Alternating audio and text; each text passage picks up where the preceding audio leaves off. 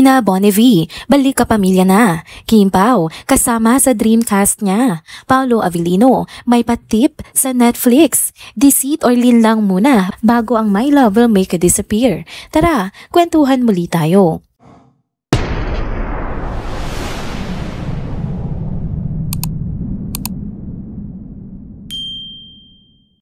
Hello mga ka-trenders! Welcome back muli sa ating channel. Kung bago pa lamang kayo dito, huwag nang kalimutang mag-like, mag-subscribe at i-hit na rin ang bell notification para lagi kayong updated sa mga balitang trending at napapanahon. Alam nyo ba mga ka-trenders, balik kapamilya na nga ang veteranang aktres na si Miss Dina Bonnevie matapos ang ilang taon sa GMA7. At ngayong nasa ABS-CBN na ulit siya, may bonggang pasabog siya. May upcoming show na daw siya ngayong Setyembre. Medyo patis pa si Miss D kasi hindi pa niya binabanggit kung sino nga ang makakasama niya sa proyektong iyon. Pero ang exciting, ibinahagi niya nga kung sino-sino ang gusto niyang makatrabaho sa bagong yugto ng kanyang karera.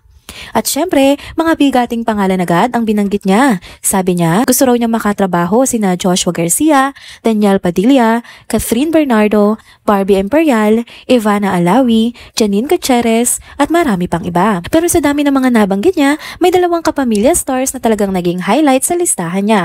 Yan nga ay sina Kim Chiu at Paolo Avellino. Anya, marami pa raw siyang hindi nakakatrabaho sa Channel 2 at isa na nga rito si Kim Chiu. At aminado siya, gusto niya daw talaga itong makatrabaho. Sa dami nga ng projects na nagawa na ni Miss D, mukhang interesado siyang makasama si Kim sa isang proyekto na siguradong pasabog. At hindi rin nakaligtas sa papuri niya si Paolo Avellino. Kwento niya, nakatrabaho na raw niya ito noon at ang masasabi niya lang, magaling nga daw umarte si Paolo. Kaya kung sakaling magkakatrabaho ulit sila, mukhang magiging isa itong powerhouse performance. Bukod sa kanila, sinabi rin ni Miss D na gusto niyang makatrabaho si Joshua Garcia. Marami raw kasi ang nagsasabi na si Joshua ang bagong John Lloyd Cruz at sang-ayon daw dito si Miss D. Napanood na raw niya ang ilang pelikula ng aktor kasama na ang kay Julia Barreto at napabilib talaga siya sa lalim ng pag-arte nito. Si Daniel Padilla at Catherine Bernardo rin ay hindi na nakaligtas sa kanyang paghanga.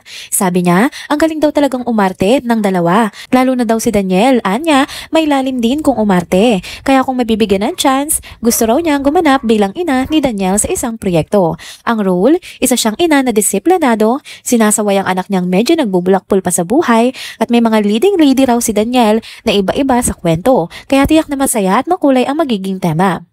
Samantala, habang inaabangan pa natin ang pagbabalik telebisyon ni Miss D, busy din siya ngayon sa kanilang bagong YouTube talk show na House of D. Kasama niya rito ang kanyang mga anak na sina Danica Soto Pingris at Oyo Boy Soto, pati na rin sina Mark Pingris at Christine Hermosa.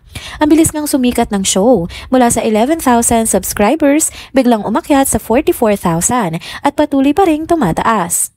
Sa isang mensahe niya nga sa kanyang viewers, taus-pusong pasasalamat nga ang ibinigay niya sa lahat ng sumusuporta. Anya, thank you everyone for watching our show and for all your inputs on what family means to you. Sabay-sabay po tayong matuto dito sa tahanan natin, dito sa House of D. To God be the glory. Ang ganda lang isipin na kahit veterana na nga sa industriya, bukas pa rin si Miss D na makatrabaho ang mga batang artista ngayon. Hindi lang dahil sikat sila, kundi dahil naniniwala siyang may talento talaga sila. At sa listahan niyang yan, ang pagbibigay halaga niya kina Kim Chiu at Paolo Avellino ay patunay na suportado niya ang mga aktor na may lalim, husay at dedikasyon sa kanilang craft. Kaya mga ka-trenders, kung sakaling matuloy ang mga dream collaboration ni Miss Dina Bonnevie, siguradong marami sa atin ang tututok. Lalo na kung makakatrabaho na niya sina Kim Chiu at Paolo Avellino sa isang intense na teleserye o pelikula. Aba, yan nga ang aabangan nating lahat. Next topic naman tayo mga ka-trenders. Ito na naman at trending na naman si Paolo Avellino. Pero this time, hindi lang dahil sa acting niya kundi sa helpful tip niya para sa mga viewers ng kanyang dalawang bigating shows sa Netflix. Nga ay ang Linlang o Deceit at My Love Will Make You Disappear. Nag-post kasi itong si Paolo sa kanyang ex account at ang sabi niya, kung balak nyo raw panoorin ang parehong palabas, mas maganda raw kung unahin muna ang Linlang or Deceit bago ang My Love Will Make You Disappear. Simple lang naman ang mensahe pero ang dating, parang life hack para sa mga fans. At ayun na nga, agad-agad sumabog ang reactions ng mga netizens. Ang daming sumang-ayon kay Paolo at halos lahat, pare-pareho ang sinasabi. Buti na lang yun ang ginawa namin, sabi ng maraming netizens. Ayon nga sa pulso ng ating mga netizens, iba raw talaga ang bigat ng Linlang or Deceit. Hindi mo raw basta-basta mabinge kasi sa bawat episode, may kirot May inis, may sakit sa puso. May ilan pang nagsabi na isang episode per day lang ang kaya nilang tiisin dahil grabe ang tama sa emosyon. Para daw silang sinusuntok ng damdamin, sabi nga nung marami. Kaya nang dumating na ang My Love Will Make You Disappear, parang ang sarap daw sa pakiramdam. Parang after mong umiyak, biglang may yumakap sa'yo. Pambawi daw talaga ang rom-com vibes ni Kim at Paolo. Nakakakilig, nakakagaan ng loob, at parang emotional reset pagkatapos mong mawasak sa linlang. May ilan pang viewers na may sariling sistema. Kapag sobrang bigat na raw ng eksena sa deceit or linlang, lilipat mo na sila sa ibang show para magpahinga. Tapos, balik ulit sa drama. At ngayon na available na nga ang My Love Will Make You Disappear, mas madali na raw ang cycle. Linlang, My Love Will Make You Disappear, tapos linlang ulit. May iba pang nagdadagdag ng What's Wrong with Secretary Kim bilang pang final hugas. Kompletong viewing experience, 'di ba? Interesting din na may ibang viewers na nauna munang panoorin ang My Love Will Make You Disappear bago ang linlang o deceit. At nung sinabi sa kanila na baliktad daw dapat ang sequence, natawa na lang sila. Sabi nila okay lang daw kasi worth it naman pareho. Pero marami pa rin sasabi na mas effective talaga emotionally kung deceit muna ang uunahin mo. Tapos My Love Will Make You Disappear ang pampanatag ng puso mo pagkatapos. Ang dami ring nakarelate sa struggle ng pagpigil at pagpapatuloy habang nanonood ng deceit or linlang. Sobrang nakaka-stress daw pero at the same time, hindi mo rin mahinto kasi gusto mong malaman kung anong mangyayari sa susunod. Kaya raw sobrang bitin pero sulit ang feeling. At ito pang nakakatuwa, sa dami nga ng projects ngayon ni Kim at Paolo, parang hindi nauubos ang choices ng mga fans. Sabi nga ng ilan, masarap daw maging viewer ngayon kasi kung gusto mo ng iyak, meron. Kung gusto mo ng kilig, meron din.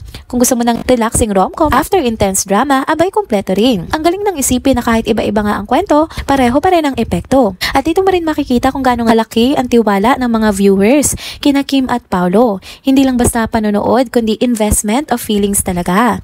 Kaya kung isa ka sa mga hindi pa nakakapagsimula or di mo pa alam ang tamang order ng panonood, pakinggan mo na si Paolo. Unahin mo ang deceit or linlang, damin mo ang bigat, arukin mo ang mga twist, at pag di mo na kaya, boom! My Love Will Make You Disappear agad bilang pambanlaw ng puso. Abot tanaw nga ang kilig, abot dibdib ang stress, at abot langit ang suporta ng mga fans. Sa dulo, ikaw rin ang panalo kasi naranasan mo ang buong spectrum ng emosyon. Kayo mga ka-chenters, may sarili rin ba kayong viewing strategy o emotional survival guide sa panonood ng deceit o linlang at My Love Will Make You Disappear? I-share nyo na yan sa comment section. Malay mo, makatulong ka din sa iba pang nalulunod na sa feelings, lalo na ang karamihan sa ating mga Kim Pao Nation. And there you go mga ka-trenders, dito na po muna nagtatapos ang ating isa na namang trending video update. Salamat sa inyong pagsubaybay at pagsama sa akin hanggang sa dulo ng video na ito. Pero bago kayo umalis, huwag niyo pong kalimutang mag-like, mag-comment, mag-subscribe at i-hit na rin ang bell notification para lagi kayong updated sa mga balitang trending at napapanahon. Kita-kits po sa susunod na video. Paalam!